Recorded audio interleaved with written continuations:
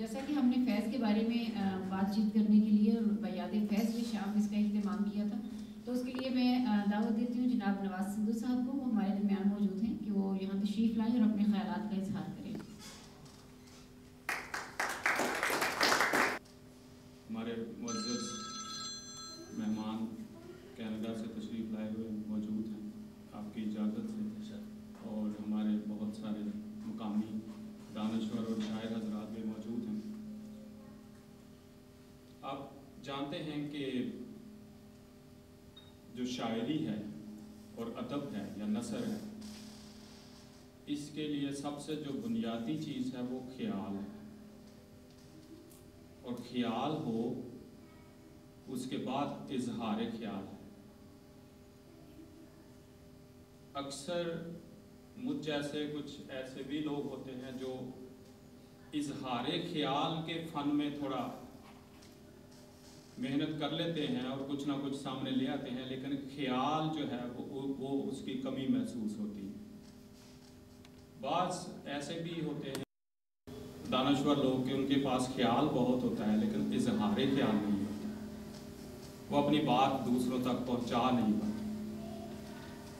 تو جہاں خیال اور اظہار خیال دونوں جمع ہو جائیں تو پھر وہ شخص فنکار کہلاتا ہے۔ اس کو پھر لوگ داد دیتے ہیں اور واہ واہ کہتے ہیں۔ یہ اس کے بعد کا مرحلہ ہے کہ آپ اس خیال سے متفق ہیں یا نہیں، لیکن یہ بات طے شدہ ہوتی ہے کہ اللہ تعالیٰ نے جو انسان کو صلاحیت دی، اللہ نے استعداد دی اور انسان نے وہاں پر خیال کا پودا لگایا تو وہ پروان چڑھا۔ پھر اللہ نے اظہار کی صلاحیت دی اور انسان نے کوشش کی تو اظہار ہوا۔ تو جب یہ دونوں چیزیں اکٹھی ہوتی ہیں تو اکثر ہمارے شعراء کرام جو ہیں اور نثر نگاروں کے ہاں یہ دونوں چیزیں موجود ہوتی ہیں۔ ایک تیسری چیز جو ہے جو انسانیت کے لیے اور انسانیت کا جہاں کمال کی طرف بڑھتی ہے وہ یہ ہے کہ خیال بھی موجود ہو، اظہار خیال بھی موجود ہو، اور ان دونوں کے نتیجے میں عمل بھی موجود ہو، کہ جو خیال آپ نے پیش کیا اس کا اظہار کیا، اس اظہار کے بعد یا تو آپ نے خود اس خیال کو عملی جامہ پہنانے کے لیے آپ نکلے، یا اگر آپ میں وہ صلاحیتیں، ذرائع اور وسائل نہیں ہیں تو آپ نے دوسروں کو اس کی ترغیب دی۔ میں جب بہت سارے شاعر جو ہمارے پاکستان میں ماشاءاللہ، جو پاکستان کا، انڈیا کا، بر صغیر کا جو ادب ہے، میں سمجھتا ہوں کہ یہ اگر سب قوموں سے زیادہ رچ نہیں ہے تو کسی سے کم بھی نہیں۔ مجھے تو بہت ساری قوموں سے یہاں پر ادب کی جو ایکٹیویٹی ہے اور جو صحت مندانہ سرگرمیاں اور جو شاعری ہمارے بر صغیر میں ہے، چاہے وہ علاقائی زبانوں میں ہو، اردو میں ہو، ہندی میں ہو، فارسی میں ہو، حتیٰ کہ لوگوں نے عربی اور انگلش میں بھی اسی بر صغیر کے لوگوں نے لکھا ہے، تو یہ بہت رچ کلچر ہے۔ ان شعراء کے اندر کچھ ایسے بھی تھے جو راہنما بھی کہلاتے ہیں، اور وہ میری مراد جو میں تیسرا پہلو جو میں کہنا چاہ رہا ہوں کہ عمل کا ہے، اس میں وہ ان کے طریقہ کار سے، ان کے خیال سے آپ اختلاف کر سکتے ہیں، یہ علیحدہ بات، لیکن وہ لوگ جو راہنما کہلائے، ان میں علامہ اقبال آپ کے سامنے بہت بڑی مثال ہے، جس کے نتیجے میں 2 ملکوں میں انقلاب آ چکا ہے اور سلسلہ جاری ہے۔ فیض احمد فیض جو ہے، میری معلومات کے مطابق اور جہاں تک میں فیض احمد فیض کو سمجھ سکا ہوں، آپ کو مجھ سے اختلاف رکھنے کا حق حاصل ہے، میں ناراض نہیں ہوں گا اگر آپ یہ کہہ دیں کہ آپ کی بات بالکل غلط ہے، پھر بھی میں ناراض نہیں ہوں گا، لیکن جہاں تک میں فیض احمد فیض کو سمجھ سکا ہوں، فیض احمد فیض خیال، اظہار خیال اور عمل کا آدمی بھی تھا۔ جو خیال فیض احمد فیض نے پیش کیا اس کا اظہار کیا، برملا اظہار کیا، چاہے اس کے لیے زندان جانا پڑا۔ اور اس پر عملی جدوجہد بھی کی، چاہے اس کے لیے زندان جانا پڑا یا جلا وطنی اختیار کرنا پڑا۔ یہ آپ کے سامنے ہے ساری تاریخ۔ اب یہاں پر فیض احمد فیض کے حوالے سے جو ایک ہمارے بر صغیر میں خاص طور پر، اور یہ ایک فکری المیہ ہے اس صدی اور اس سے پچھلی کا تھوڑا، کہ لوگوں کی نظریات کی بنیاد پر تقسیم کر دی گئی، اس سے پہلے اتنی شاید نمایاں نہیں تھی۔ میں ہر قدم پر کہوں گا کہ آپ کو میرے خیالات سے اختلاف کرنے کا حق حاصل ہے، یہ مت سمجھیے جو میں کہہ رہا ہوں ایسا ہی ہے، یہ میں ایسے سوچتا ہوں۔ وہ اس طرح سے تقسیم کر دی گئی کہ کچھ لوگوں کو مذہبی، اس میں ان علاقوں، ان خطوں اور ان طبقوں کے لوگوں کا بھی قصور ہے، کچھ لوگوں کو مذہب میں دھکیل کر باقی لوگوں نے اس کو ترقی پسندی میں کا اعلان کر کے ایک سائڈ پہ لگا لیا، اور کچھ درمیان میں رہے، کچھ نہ ادھر کے نہ ادھر کے، تو اس طرح کا ایک جو ہے نا وہ ملبوبہ سا بنتا گیا۔ اب کچھ لوگ جو تھے ترقی پسند تحریک، سوشلزم، کمیونزم، اس طرف سے جنہوں نے اظہار خیال کیا، ان لوگوں کے مد مقابل جن کو ہونا چاہیے تھا وہ نہیں ہوئے، جن کو نہیں ہونا چاہیے تھا وہ ان کے مد مقابل ہوئے۔ سوشلزم، کمیونزم، ترقی پسند ادب کو مذہب کے ساتھ ضد بنا لیا گیا۔ اب یہ دونوں طرف سے ہوا یا ایک طرف سے، اس کا مجھے نہیں پتا، لیکن عملاً ایسے ہوا۔ حالانکہ اسلام اور جو سوشلزم کے بیک پر جو نظریہ ہے انسانیت کا، سب انسانوں کی برابری کا، حق حاصل ہے ہر کسی کو وسائل کے اوپر، یہ جو نظریات ہیں، اگر آپ اسلام کے اوریجن کو دیکھیں، میں کسی مولوی کی بات نہیں کرتا، جو اسلام کے اوریجن کو آپ دیکھیں تو آپ دیکھیں گے کہ جو تھیوری سوشلزم اور کمیونزم میں آپ پائیں گے وہی تھیوری آپ اسلام کے اندر پائیں گے۔ تو ان دونوں کو تو ایک ہونا چاہیے تھا، ایک محاذ پر ان دونوں کو اتحادی ہونا چاہیے تھا، اور جو ان کا مخالف تھا کیپیٹلزم، اس کو ان کی مخالفت دونوں کی کرنی چاہیے تھی۔ لیکن کیپیٹلزم اتنا تیز ہے اور چالاک ہے، کیپیٹلسٹ جو اتنا چالاک ہے، اس نے ان کو دونوں نظریات کو آپس میں ہی لڑا دیا۔ اب ہوا یہ کہ فیض احمد فیض صوفی ہونے کے باوجود،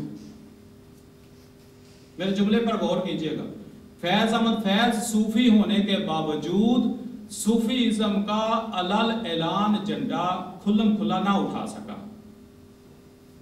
اب اس میں فیض کی مجبوری نہیں تھی، نہ فیض کسی سے ڈرتا تھا، لیکن ماحول ایسا تھا کہ جس میں شاید اس کو کبھی ضرورت ہی پیش نہیں آئی کہ وہ صوفیزم کے لیے کوئی اعلانیہ طور پر سامنے لا۔ اور صوفیزم جو ہے وہ اسلام ہے جو سوشلسٹ انسانیت کے لیے جو کچھ بیان کرتے ہیں وہ صوفی اسلام بیان کرتا ہے۔ اب اس میں ڈیپینڈ کرتا ہے کہ میرا مطالعہ کتنا ہے یا آپ کا مطالعہ کتنا ہے۔ اگر ہم اس کو ڈیپتھ میں جا کر دیکھیں تو صوفیزم اور ترقی پسندیت جو ہے وہ ایک ہی ہے۔ اب فیض احمد فیض کے بارے میں شاید آپ مجھ سے بہتر جانتے ہوں گے، لیکن شاید سب لوگ نہیں جانتے کہ وہ اشفاق احمد اور واصف علی واصف اور بابا جوگی لاہوری کے ساتھ کتنی لگن، محبت اور عقیدت رکھتے تھے، اور ان کے ساتھ کتنا محبت والا تعلق تھا، اور اپنے وقت کے صوفیاء کے ساتھ فیض احمد فیض کی ایک محبت تھی۔ اور نسخہ ہائے وفا کی جو آخری صفحہ ہے اس کے اوپر جو لکھی ہوئی نعت ہے وہ فیض کے اندر کے خیالات کا اظہار ہے۔ تو فیض کے اندر ایک صوفی شاعر چھپا ہوا تھا، اور یہ ایک الگ بحث ہے کہ وہ جیسے ڈاکٹر حسن عسکری نے ایک تھیسس میں لکھا ہے کہ جو اینٹی صوفیزم ہے، میں اس کا نام نہیں لیتا تاکہ ہمارے پاس دوست ناراض نہ ہو جائیں، جو اینٹی صوفیزم تحریک ہے یہ دراصل مغرب کی پیدا کرتا ہے۔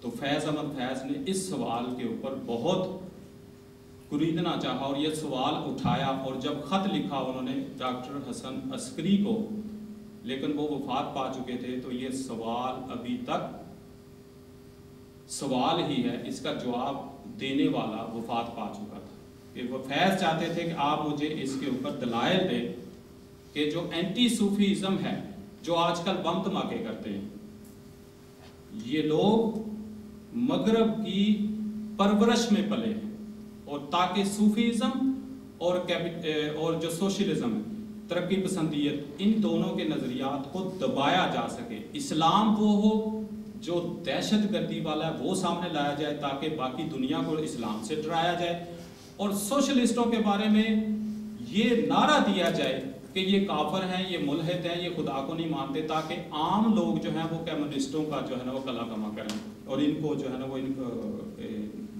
محاسبہ کریں، اور اسی میں ہم اس میں ٹریپ ہوئے۔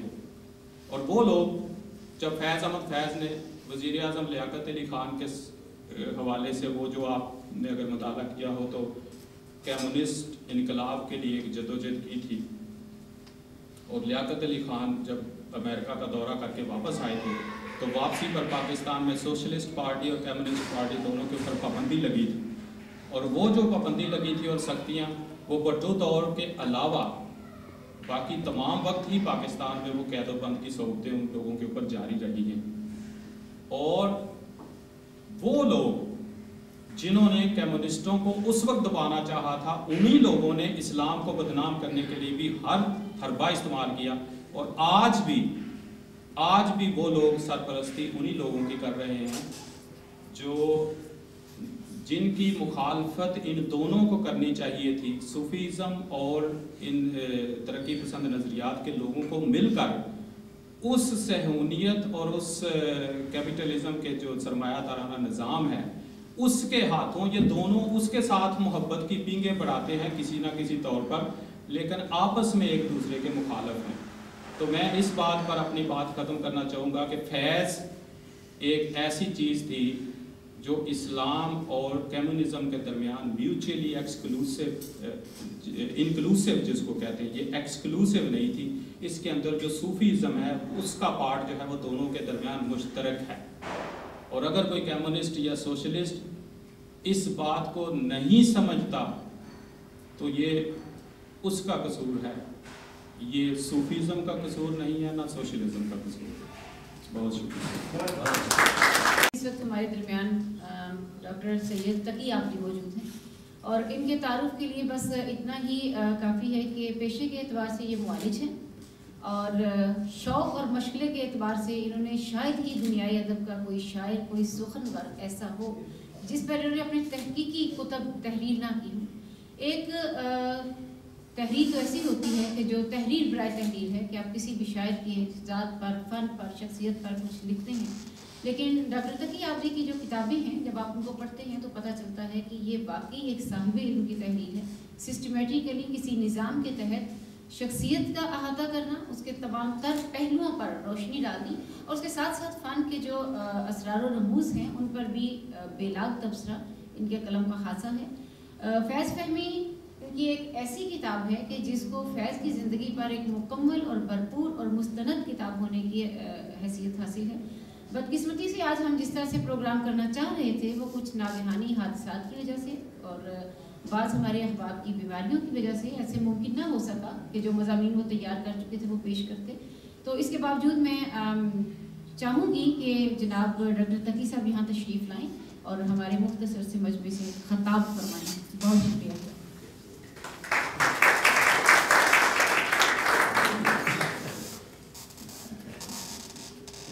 معزز سامعین،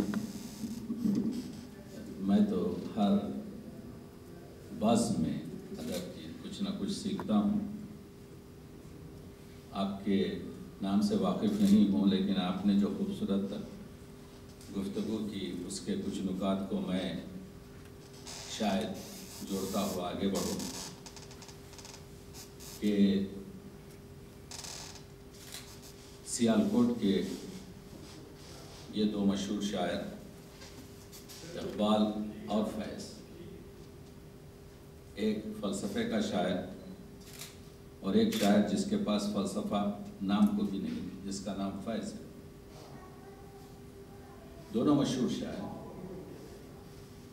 ایک کے 28,000 اشعار جس کا نام علامہ اقبال، اور ایک کے غزل کے 482 اشعار اور نظم کے کوئی 1500 اشعار، 1900 اشعار پر فیض اس دور کے لیجنڈ ہوئے۔ 73 سال عمر کی، 55 سال ریاضت شعری۔ پہلا شعر ان کے نسخہ وفا میں یا سارے سخن ہمارے میں شامل نہیں ہے، لیکن اس زمانے کے جو راوی جو میگزین نکلتا تھا 1928 کا، اس میں موجود ہے کہ لب بند ہیں ساقی میری آنکھوں کو پلا دے، وہ جام جو منت کش صحبہ نہیں ہوتا۔ تو آپ نے دیکھا کہ ڈکشن پورا غالب کا، یہ پہلا شعر ہے جو ڈاکومنٹڈ ہمارے پاس فیض کا ہے۔ اور آخری غزل کا آخری شعر، بہت صحیح غم گیتی شراب کم کیا ہے، یہ دوسرا مصرع غالب کا مصرع ہے۔ کسی نے صحیح کہا ہے کہ فیض کا ڈکشن اقبال اور غالب کے ڈکشن کی توسیع ہے۔ تو سوال یہ ہے کہ یہ شاعر اس اردو کہکشاں میں جہاں پر عظیم ترین شعراء ہیں، اس مختصر سے سرمایہ سے کس طرح سے تابناک ستارے کی طرح سے چمک رہا ہے۔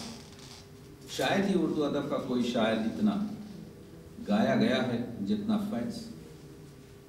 میں عرض کر رہا تھا کہ 55 سال کی عمر میں 70 کے قریب غزلیں کہی ہیں، تو حساب اگر کریں تو سال میں 1.5 غزل کہی ہے، اور 1.5 غزل تو ہمارا شاعر ناشتے پہ کہہ لیتا ہے۔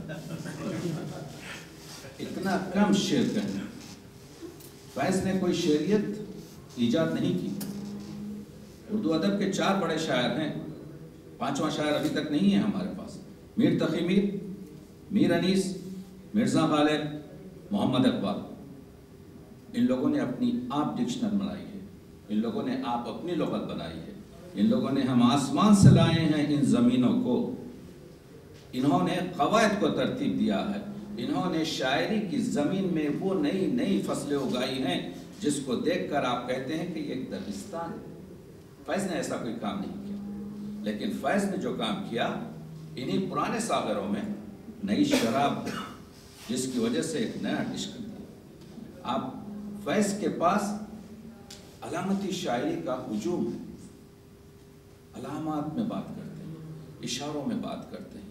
گفتگو آپ کر رہے تھے کہ ترسیل اور ابلاغ، خیال، یقیناً اس کو میں ذرا سا یہاں پر پوائنٹ کو ترجیح دیتا ہوں کہ ترسیل کیا ہے، ابلاغ کیا ہے۔ ادھر شاعر نے شعر کہا، ادھر قاری نے اس کو سمجھا، اس کو کہتے ہیں مسئلہ ترسیل۔ اس میں جو پیچیدگیاں ہوتی ہیں، 3 قسم کی پیچیدگیاں ہوتی ہیں۔ ایک یہ کہ اگر شاعر نے ادق الفاظ استعمال کیے، عربی کے الفاظ، فارسی کے الفاظ، نامعلوم الفاظ، گنجل الفاظ، اگر یہ الفاظ استعمال کیے قاری سمجھ نہیں سکتا، اس کو کہتے ہیں کہ الفاظ کا ادق استفادہ، سلیس زبان نہیں تھی، بات برتنے کا طریقہ نہیں تھا، محاوروں میں وہ گنجائش نہیں تھی، لفظوں کو قرانے کا وہ ڈھنگ نہیں تھا۔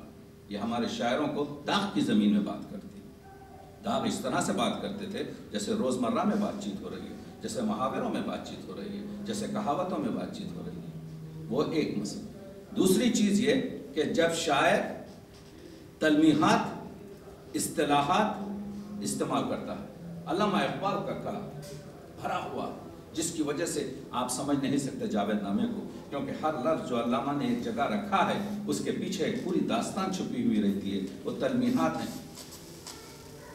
تو تلمیحات ہو یا ادق الفاظ ہو یا زبان کا غیر مانوس استفادہ ہو، یہاں پر رکاوٹیں ہوتی ہیں۔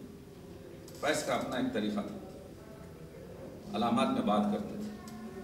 معلوم ہوتا ہے کہ جیل میں ہیں، شہر لاہور کی، حسن ناصر کا قتل ہوا، دوسرے دن پوچھا گیا حسن ناصر کو دفن بھی کر دیا گیا اور حسن ناصر کی فیملی کو اطلاع بھی نہیں ہوئی، تو نظم لکھی، شام کے پیچ و خم ستاروں سے زینہ زینہ اتر رہی ہے رات، یوں صفا پاس سے گزرتی ہے जैसे कह दी किसी ने प्यार की बात। सहने जिंदा के बेवतन अशजार सरनगू महफें बनाने में दामने आसमां पे नक्शो निगार। आप देख रहे हैं इमेजरी, ये शेर, ऐसी शायरी हमारे पास मौजूद है। शान बाम पर दमकता है मेहरबान चांदनी का दस्ते जमील, खाक में खुल गई है आबे नुजूम, नूर में खुल गया है अर्श का नील। ये चीजें हमारे पास हैं। जो चीज नहीं है उसकी तरफ तवज्जो कर रहा हूं। जो नज़्म मोड़ लेती है, दिल से पैहम ख्याल कहता है, इतनी शीरीं है जिंदगी इस पल, जुल्म का जहर घोलने वाले कामरां हो सके हैं आज न कल। और जलवागाह विसाल की शम में, यानी हसन नासिर को अगर तुम कत्ल भी कर दो, जलवागाह विसाल की शम में वो बुझा भी सके अगर, तो क्या चांद को गुल करें तो हम जाने। गुफ्तगू पूरे इशारात में हुई, गुफ्तगू पूरी आपके अलामात में हुई, लेकिन कारी समझ गया, पढ़ने वाला समझ गया, सुनने वाला समझ गया कि फैज क्या कह रहे हैं। ये फैज का डिक्शन, ये फैज की अल्फाज को इस तरीके से परोना, इस तरीके से अलामात को जोड़ना कि मतलब निकल जाए। इस तरह है कि हर एक पेड़ कोई मंदिर है, कोई उजड़ा हुआ बेनूर पुराना मंदिर ढूंढता है जो तबाही के बहाने कब से, चाक हर बाम हर एक दर का दमे आखिर है। इस तरह है आसमां कोई पुरोहित है, आसमां कोई पुरोहित है कि हर बाम तले जिस्म पर राख मले, माथे पे सिंदूर मले। यानी आसमान को एक साधु की तरह अलामत देना कि एक साधु है। और आसमान शेर है मकबूल, तीसरा शेर है मस्मू। मस्मू यानी कंफ्यूजन, यानी आप समझ नहीं सकते। शेर इतना फिलोसफिकल, शेर इतना डेप्थ का होता है कि आपका जहन जो है मुतहव्विर हो जाता है कि क्या कह रहा है शायर, मैं समझ नहीं सकता। गालिब के शेर, इक़बाल के शेर और बहुत से फिलोसफी शेर इस तरह के होते हैं। और चौथा शेर है मरदूद। इधर पढ़ा लोगों ने क्या क्या थर्ड क्लास शेर है निकाल के फेंक दिया। तो मुरखस होगा या मकबूल होगा या मस्मू होगा या मरदूद होगा, आमद और आवत ये कहीं पर क्लास बंदी या दर्जा बंदी या शेर में नहीं आता। फैज के बहुत से अशर मकबूल सिफत में आते। फैज ने यही कमाल किया, दिल में अब यूं तेरे खोए हुए गम आते हैं, फूले हुए गम आते हैं, जैसे बिछड़े हुए काबे में सनम। काबे की 6000 साल की हिस्ट्री, हजरत इब्राहिम अलैहिस्सलाम के बाद काबे पे तो 5-4 हजार साल तक तो बुतों का ही कब्जा था। तो पुरानी जगह तो उनकी है। तो आप देखिए किस तरीके से तलमीहात है। और असल चीज यह है फैज के पास कि मिसरों में गनात है। एक तो खुद मिसरे में मुसकी होती है, दूसरे जो अल्फाज मिसरों में परोए जाते हैं उसकी खुद ऑर्गेनिक यानी जाती आपके जो है एक किस्म की नगमगी होती है। एक बैक करके हुए जाते हैं तारे रोशन, मेरी मंजिल की तरफ तेरे कदम आते हैं। ऐसा महसूस हो रहा है इस मिसरे अव्वल में कि शायर ने जब ये कह रहा है कि एक बैक करके हुए जाते हैं तारे रोशन, यानी स्टेप बाय स्टेप जो है कदम कदम जैसे पढ़ रहा है तारे रोशन हो रहे हैं। रक्स मैं तेज करो, सांस की लय तेज करो, सुए मैं खाना सफीराने हरम आते। जबान वही है, मानी बदल रहे हैं। अल्फाज की कशिश इतनी है कि कारी अपने आप को महसूस कर रहा है कि इस गजल के पूरे तासुर के अंदर ये है फैजियत। फैज आला तरीश, फैज के पास सब कुछ है। अभी आपने जिक्र किया कि फैज के आखिरी नुस्खा है वफा में फारसी की 5 शेर की नात है। फैज ने वही बड़े अजीम शेर रखे। ख्वाजा बता बंदे तशवीश मुल्क माँ, जो हुक्मरान तख्त पर बैठा है, ख्वाजा बतख्त जो हुक्मरान तख्त पर बैठा है, बंदे तशवीश मुल्क व माल, वो गुलाम है उस फिक्र का कि अपने माल को और अपनी मुल्क की वुसअत को बढ़ाए। बरखाक रश के खुसरोए दौरां गदाए तू, हुजूर आपका जो गदा है, आपके दर का जो फकीर है वो खाक नशीन है, لیکن وہ خاک نشین حکمرانوں، بادشاہوں، شہنشاہوں کا رشک بن گیا۔ دیکھ رہے ہیں کہاں سے بات کر رہے ہیں؟ فیض باید کے ظالمان جہاں را صدا کنت۔ آخری شعر اس نعت کا کہ سب سے پہلے روز محشر حضور ظالموں کو ان کے جزا اور سزا کے لیے، ان کی سزا ہی ہے، جزا کیا ہے، ان کے حساب و کتاب کے لیے سب سے پہلے ان کو بلایا جائے گا جنہوں نے لوگوں کے حق میں ظلم کیا۔ یہ فیض کا ڈکشن۔ فیض نے 72 مصروں کا مرثیہ لکھا ہے، اٹھا کر دیکھ لیجیے۔ جو ظلم پہ لعنت نہ کرے آپ لئی ہے، جو جبر کا منکر نہیں وہ منکر دین ہے۔ یہ فیض ہے، یہ فیض کی زندگی ہے، یہ فیض کی شاعری کا وہ ہے۔ بہرحال میں ممنون ہوں محترمہ صدف مرزا صاحبہ کا، جناب زبیر صاحب کا، جناب سرور صاحب کا، اور دوست احباب اور آپ شعراء کا کہ آپ لوگوں کے اشعار سننے کا موقع ملا۔ فیض پر گفتگو ہوئی، فیض پر گفتگو گھنٹوں ہو سکتی ہے۔ فیض کو سمجھنے کے لیے مسئلہ جیسا ابھی آپ نے بتایا کہ 2 ایکسٹریم نظریے ہیں۔ ایک کہتے ہیں کہ فیض آپ کے جو ہے، فیض نے وہ راول پنڈی سازش کیس کو صرف ایک ہی شعر میں کہہ دیا کہ وہ بات سارے فسانے میں جس کا ذکر نہ، وہ بات ان کو بہت ناگوار گزری ہے۔ فیض مسلسل اسی بات کو دہراتے تھے۔ فیض کے پاس درد ہے۔ فیض نے جب کہا بول کے لب آزاد ہیں تیرے، بول زباں اب تک تیری ہے، تیرا ستواں جسم ہے تیرا، بول کہ جاں اب تک تیری ہے، دیکھ کے آہن گر کی دکان پر۔ کیا کہہ رہا ہے شاعر؟ شاعر یہ کہہ رہا ہے کہ میں گزر رہا ہوں آہن گر کی دکان کے سامنے، زنجیر بن رہی ہے، یہ زنجیر بنائی جائے گی، یہ زنجیر پہنائی جائے گی، تیری زبان پر لاک کیا جائے گا۔ اس سے پہلے دیکھ کے آہن گر کی زبان پر تم ہے شعلے سرخ ہے آہن، اب کھلنے لگے خفلوں کے دہانے، پھیلا ہر ایک زنجیر کا دامن، بول یہ تھوڑا وقت بہت ہے جسم و زبان کی موت سے پہلے، بول کہ سچ زندہ ہے اب تک، بول جو کچھ کہنا ہے کہہ لو۔ دیکھا آپ نے یہ بول کا جو لہجہ ہے، یعنی حریت ہے، مساوات ہے۔ فیض کے پاس صحیح کہا آپ نے کہ فیض کے پاس خنوتیت نہیں رجائیت ہے۔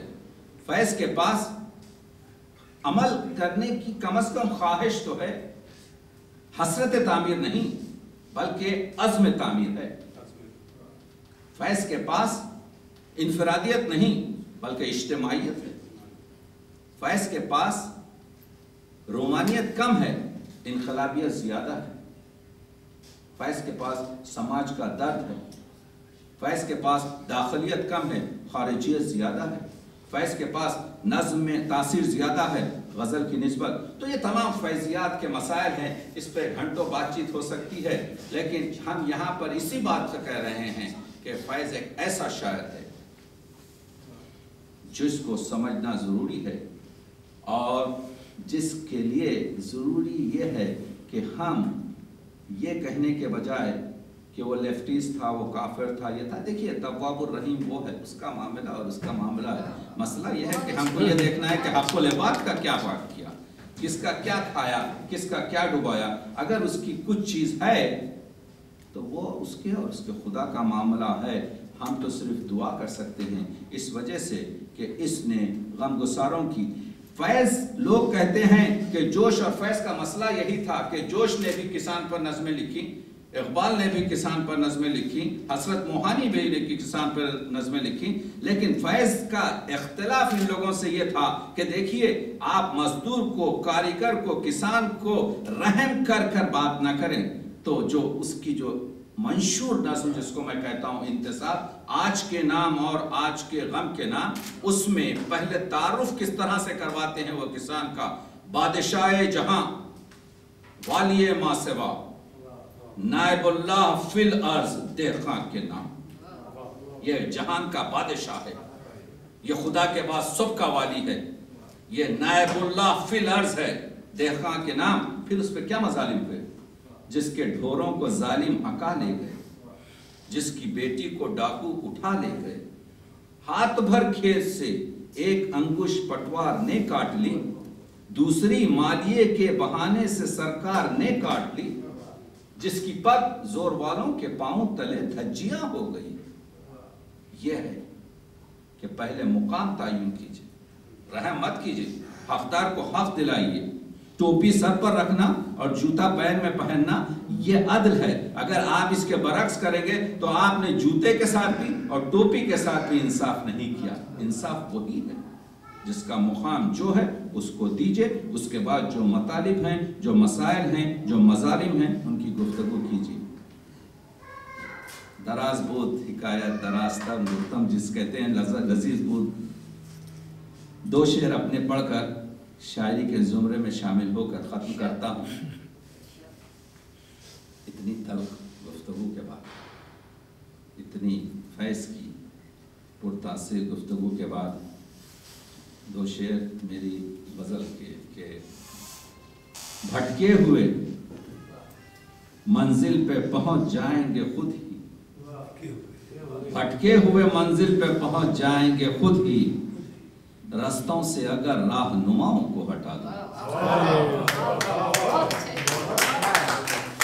بھٹکے ہوئے منزل پہ پہنچ جائیں گے خود ہی، رستوں سے اگر راہنماؤں کو ہٹا دو، اور لوگوں میں فقط عیب نظر آتے ہیں جس کو، اس کو بھی کبھی آئینے خانے میں بٹھا دو۔